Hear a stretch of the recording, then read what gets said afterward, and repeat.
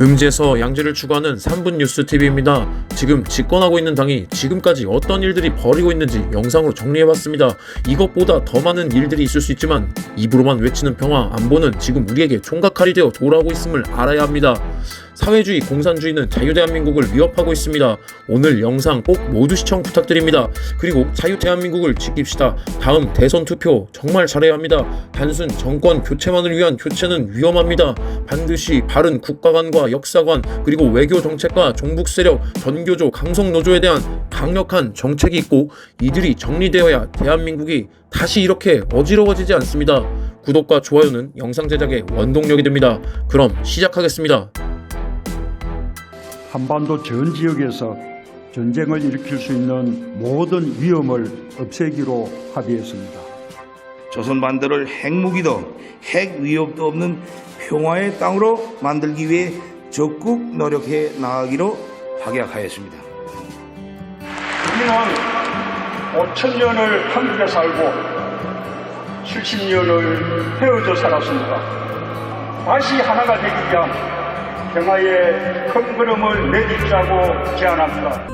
여러분, 지금이야말로 이 땅 위에 영원한 통일의 기적소리, 경적소리가 힘차게 울려 퍼질 그날을 위해 각오를 덮고 위풍과 역풍에 흔들림 없이 곧바로 나가야 할 때입니다. 새로운 한반도가 우리를 기다리고 있습니다.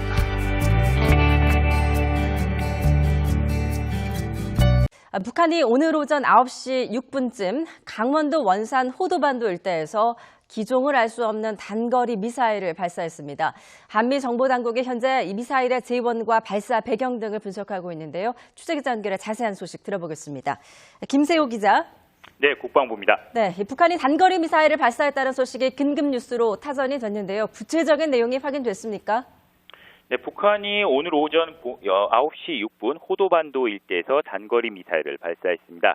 미사일은 동쪽으로 향한 것으로 파악되고 있는데 단거리 미사일이라는 것 이외에는 어떤 미사일 종류인지 그리고 몇 발을 쏘았는지 그리고 몇 킬로미터를 날아갔는지는 아직 확인되지 않고 있습니다. 네, 어제 오전 우리 군의 감시초소 GP에 북한군이 쏜 여러 발의 총탄이 날아들었습니다. 군은 9.19 군사합의 위반 행위라고 규정을 했습니다. 다만 의도적인 도발의 가능성은 낮다고 평가했습니다. 방준혁 기자입니다. 강원 철원의 비무장지대 안에 있는 우리군 GP에 총탄이 날아든 건 오전 7시 40분쯤. 총성을 들은 병사가 주변을 살핀 결과 GP 외벽에 박힌 총탄 4발을 발견했습니다. 군 당국은 북한 측 GP에서 발사된 걸로 추정하고 있습니다. 인명 피해는 없었습니다. 우리 군은 즉각 대응에 나섰습니다. 매뉴얼에 따라 10여 발씩 2차례 경고 사격을 하고 경고 방송도 실시했습니다. 이어 남북 장성급 회담 수석대표 명의로 항의문을 보내 북한 측 설명을 요구했으나 답변은 돌아오지 않았습니다. 국방부는 이번 총격을 명백한 9.19 군사합의 위반 행위로 규정했습니다. 북한의 9.19 군사합의 위반은 지난해 말 창린도 해안포 사격 이후 이번이 2번째입니다. 앞으로 유사 사례가 재발하지 않도록 9.19 군사합의를 철저히 준수할 것을 강력히 촉구를 했고요. 북한이 지난 2019년 포사격으로 9.19 군사합의를 위반했던 황해도 남단 창린도에 240mm 개량형 방사포를 실전 배치한 정황이 포착돼서 군 당국이 예의주시하고 있습니다. 국방부는 방사포 배치만으로 9.19 군사합의 위반은 아니라면서 확대 해석을 경계했습니다. 김문경 기자입니다. 지난 2019년 11월 말 김정은 국무위원장이 황해도 남단 창린도를 찾아 포사격을 지시합니다. 전투 직일 근무를 수행하고 있는 해안포 중대 2포의 목표를 정해주시며 한번 사격을 해보라고 지시하셨습니다. 북한 매체는 군인들이 평소 연마한 포 사격수를 남김없이 보여줬다고 평가했지만 국방부는 9.19 군사합의를 위반한 첫 번째 사례로 보고 강한 유감을 표명했습니다. 문재인 대통령이 북한과의 평화 경제를 언급한 바로 다음 날 북한이 또다시 발사체 2발을 쐈죠. 지난 10일 신형 유도무기 발사 이후 엿새 만인데 특히 발사 지점이 9.19 군사합의 때 적대행위 중단 구역으로 정한 곳이 아닌지를 놓고 논란이 일고 있습니다. 백길종 기자가 보도합니다. 합동참모본부는 북한이 오늘 오전 8시 1분, 8시 16분에 강원도 통천 일대에서 동해상으로 미상의 단거리 발사체 2발을 발사했다고 밝혔습니다. 9.19 평양 공동선언 2주년을 앞두고 정부는 북한이 나름 합의를 지키고 있다며 긍정적인 평가를 내놓고 있습니다. 하지만 남북 연락사무소를 일방적으로 폭파하고 내치에만 골몰하고 있는 북한이 합의를 준수하고 있는 것으로 볼 수 있을지에 대해서는 회의적인 목소리도 나오고 있습니다. 황혜경 기자가 보도합니다. 취임 후 처음으로 판문점을 찾은 통일부 장관의 일성은 북한이 나름 9.19 합의를 지키려는 의지를 지니고 있다는 것이었습니다.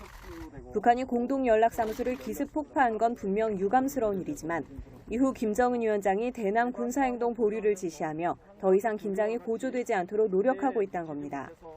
이런 평가는 주한미군 역시 동의하고 있다는 점도 강조했습니다. 한미연합사령관도 최근 토론회에서 북측이 군사 합의를 준수하고 있다고 평가한 바 있습니다. 남북의 갈등이 아직 존재하는 상황에서 군사적 긴장을 완화하고 접경 지역의 평화 상태가 유지되고 있다는 점은 가장 높이 평가받을 수 있을 것입니다. 조금 전 있었던 문재인 대통령의 유엔 총회 기조연설에서 문 대통령은 한반도 종전선언을 위해 유엔과 국제사회가 힘을 모아달라고 호소했습니다. 코로나 위기에 함께 대응하기 위해 우리나라와 북한, 중국, 일본, 몽골이 참여하는 동북아 방역 보건협력체도 제안했습니다. 나연수 기자가 보도합니다. 우리나라 대통령으로서는 처음으로 4년 연속 유엔 총회 기조연설에 나선 문재인 대통령. 올해로 한국전쟁 발발 70년이 되었다며 이제 한반도에서 전쟁은 완전히 영구적으로 끝나야 한다고 종전선언의 필요를 역설했습니다. 종전선언을 통해 화해와 번영의 시대로 전진할 수 있도록 유엔과 국제사회에도 힘을 모아주길 바랍니다. 여러분 안녕하십니까? 한일 군사정보보호협정이 파기되자 즉각 한미동맹에 파열음이 터져나왔습니다. 트럼프 대통령까지 직접 나서서 크게 실망했다고 말했습니다. 한 발 더 나가 거짓말 논쟁으로까지 번졌습니다. 어제 청와대는 지소미아 종료를 미국이 이해했다고 설명했지만 미국 실무 책임자가 거짓말이라고 맞받아쳤습니다. 한미동맹에서 좀처럼 보기 힘든 일이 지난 24시간 동안 벌어진 겁니다. 오늘 첫 소식은 워싱턴에서 김정한 특파원이 보도합니다. 폼페이오 미 국무장관은 강경화 외교부 장관과 통화했다며 지소미아 종료 결정과 관련해 실망했다고 밝혔습니다. And I actually spoke with my South Korean counterpart this morning. We're disappointed to see the decision that the South Koreans made. 미국이 동맹국의 결정에 공개적으로 실망했다는 표현을 쓴 것은 극히 이례적입니다. 더불어민주당 추미애 대표는 오늘 기자단 오찬에서 부동산 보유세 도입을 강조하면서 토지 상승 이득을 모두 세금으로 걷자고 한 경제학자 헨리 조지를 다시 언급했습니다. 추 대표는 헨리 조지가 살아있다면 토지 사용권은 인민이, 소유권은 국가가 갖는 중국 방식을 지지했을 것이라고 했습니다. 여당 소속 상임위원장은 기립 표결을 강행했습니다. 여기가 평양이에요. 찬성 9명으로 가결되었음을 선포합니다. 개정안은 허위 조작 보도에 대해 최대 5배의 징벌적 손해배상을 청구할 수 있게 했습니다. 허위 조작 보도의 개념이 명확치 않아 자의적 해석이 가능하고 소송이 남발될 수 있다는 우려에도 그대로 적용됐습니다. 독소 조항으로 꼽혀온 기사 열람 차단도 청구할 수 있도록 했습니다. 국민에게 힘이 되어드리는 법이 되어서 국민들이 언론과 대등하게 그런 언론의 분쟁을 해결할 수 있는 법안이 될지는 향후 국민들께서 판단해 주실 것이고, 언론 관련 단체, 대한변협, 또 심지어 외국까지 당장 철회 중단하고 그런 논의를 하라고 하는데도 불구하고 그렇게 밀어붙이는 이유는 뭡니까? 최순실 국정농단 사건과 같은 정치 권력과 경제 권력에 대한 언론 보도는 사실상 불가능해질 수밖에 없을 것입니다. 이견이 있는 법안은 안건 조정위를 거치게 한 절차는 따랐지만 길게는 90일까지도 논의 가능한 상황에서 그젯밤 단 1시간여 논의만 거치는 등 여당의 속도전이었습니다. 과거에는 사회주의자였고 지금은 대한민국의 자유민주주의 헌법을 존중한다고 하면 이게 양립할 수가 없는 거예요. 모순되지 않습니다. 저는 그때나 이게 무슨 지금이나 개변입니까? 자유주의자인 동시에 사회주의자입니다.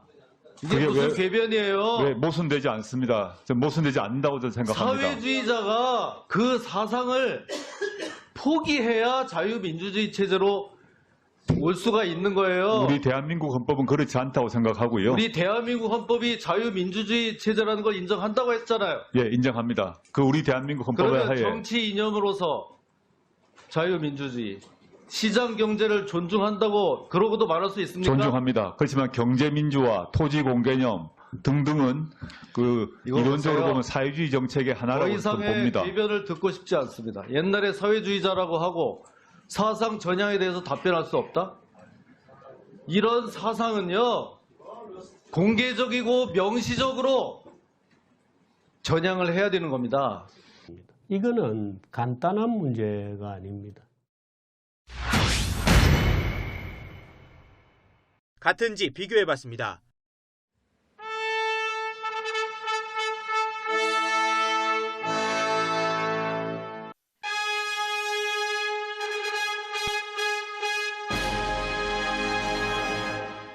실제로 멜로디 등이 매우 유사합니다. 더불어민주당이 개헌안을 마련하면서 자유라는 단어를 뺀다고 발표했다가 한밤중에 번복한 적이 있었죠. 오늘 보충 설명을 내놨습니다.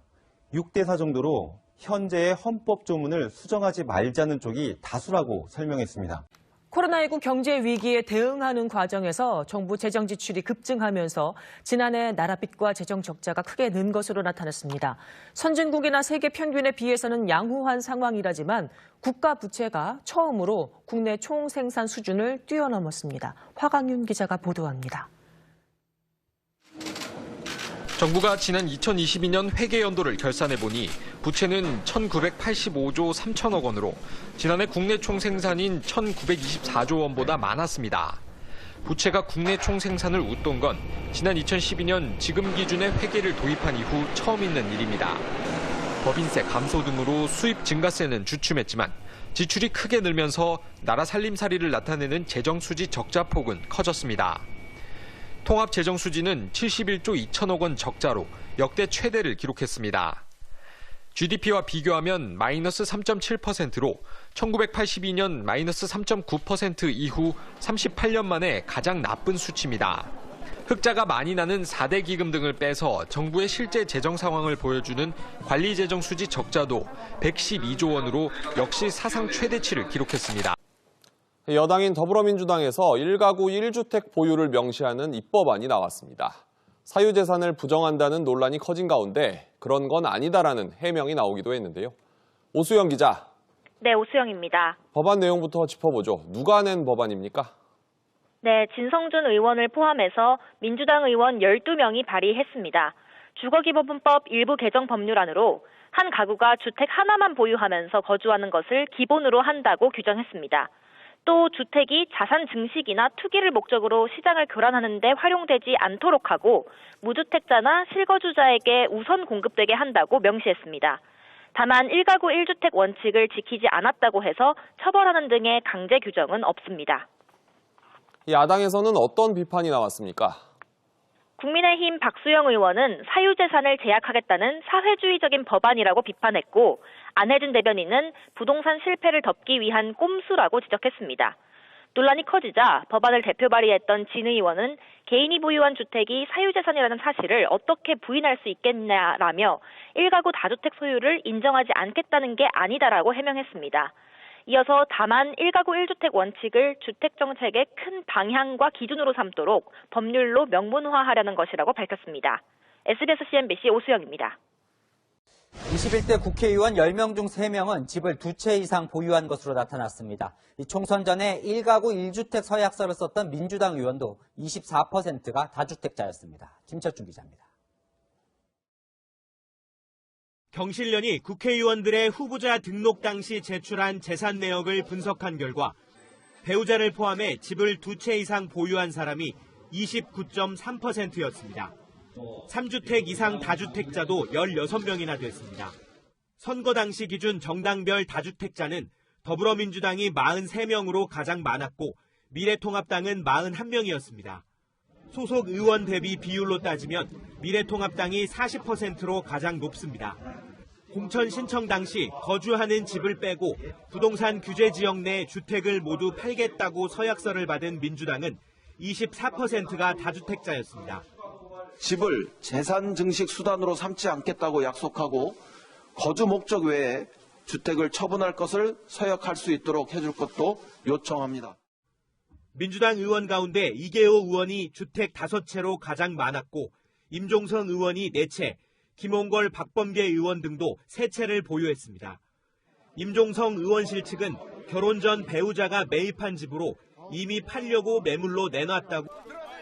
그리고 16년이란 긴 세월이 지난 뒤 이번에 국가보안법 일부 개정안이 다시 법사위에 상정됐습니다. 표현의 자유를 제약한다고 지적받아오던 국가보안법 제7조 찬양 고무죄 항목을 삭제하는 내용이라 16년 전 전면 폐지 때와는 다릅니다. 완전 폐지하면 좋겠죠. 뭐 최소한 7조에 대해서는 16년 전에 이미 이제 국민의힘에서도 폐지할 수 있다라고 동의를 해줬던 부분이기 때문에 현실 가능한 부분부터 좀 하자 이런 생각입니다. 국내 탈북단체가 최근 대북전단 살포를 강행한 데 대해서 김여정 북한 노동당 부부장이 심각한 도발이라며 상응한 행동을 검토하겠다고 경고했습니다. 바이든 대통령과 미국 국무부를 비판하는 북한 외무성의 담화도 잇따라 나왔습니다. 취재기자 연결해 보겠습니다. 이승윤 기자. 네, 통일외교 안보부입니다. 네, 일단 대북전단 관련해서 먼저 알아보죠. 김여정 부부장이 직접 담화를 낸 거죠? 네, 그렇습니다. 북한 김정은 국무위원장이 동생이죠. 김여정 노동당 부부장이 담화를 발표했습니다. 김여정 부부장은 얼마 전 남한 탈북자들이 또다시 반공화국 비라를 살포하는 용납 못할 도발 행위를 감행했다고 비판했습니다. 이어 우리 정부가 탈북자들을 무분별하게 방치하고 저지하지 않았다며 불쾌감도 드러냈습니다. 대북전달 살포를 이 북한에 대한 심각한 도발로 간주하면서 상응하는 행동을 검토해 볼 것이라는 경고도 내놨습니다. 또 자신들이 어떤 결심과 행동을 하든 그로 인한 책임은 대북전단 살포 금지법이 포함된 남북관계 발전법 일부 개정 법률안도 법사위를 통과했습니다. 개정안은 군사 분계선 일대에서 북한에 대한 확성기 방송이나 전단 살포 등 남북 합의서 위반 행위를 하면 최고 3년 이하 징역이나 3천만 원 이하 벌금으로 처벌할 수 있게 했습니다. 북한 김여정 노동당 부부장이 조선중앙통신을 통해 발표된 담화에서 8월 한미 합동 군사훈련에 대해 남북관계의 앞길을 더욱 흐리게 할 수 있다고 경고했습니다. 김 부부장은 남측이 8월에 또다시 적대적 전쟁 연습을 벌려놓는지 아니면 큰 용단을 내릴지 예의주시할 것이라고 밝혔습니다. 또 통신연락선 복원과 관련해 일각에서 남북 정상회담 개최 가능성이 거론되는 것에 대해선 확대 해석이며 때일은 경솔한 판단이라고 생각한다고 선을 그었습니다. 민주당, 정의당, 열린민주당, 기본소득당 소속 의원 74명은 오는 16일 실시 예정인 한미연합군사훈련을 조건부로 연기하자는 성명을 냈습니다. 한미연합훈련보다는 한반도 평화가 훨씬 더 중요하기 때문에 김여정 북한 노동당 부부장이 훈련 중단을 요구한 건 남북 대화 재개의 명분이 필요해서라며 훈련 연기를 협상 카드로 쓰자는 겁니다.